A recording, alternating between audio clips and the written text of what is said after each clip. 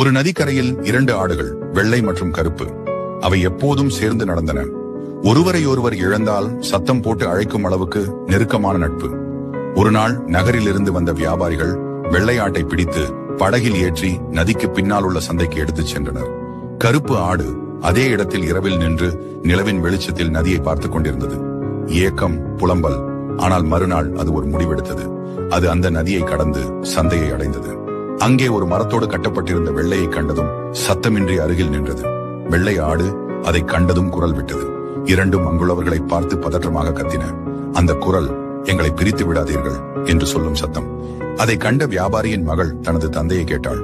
அப்பா, இதன் தோழியை தேடி வந்திருக்கு போல, நாம் இதை விட்டுவிடலாமேப்பா என்றாள். தந்தையின் மனம் உருகியது. அவர் அந்த கட்டப்பட்டிருந்த வெள்ளை ஆட்டை அவிழ்த்து விட்டார். பிறகு இரண்டும் மீண்டும் ஒன்றாக சென்றன. விலங்குகளுக்கும் உணர்வுகள் உண்டு. உண்மை நட்பு எந்த ஆற்று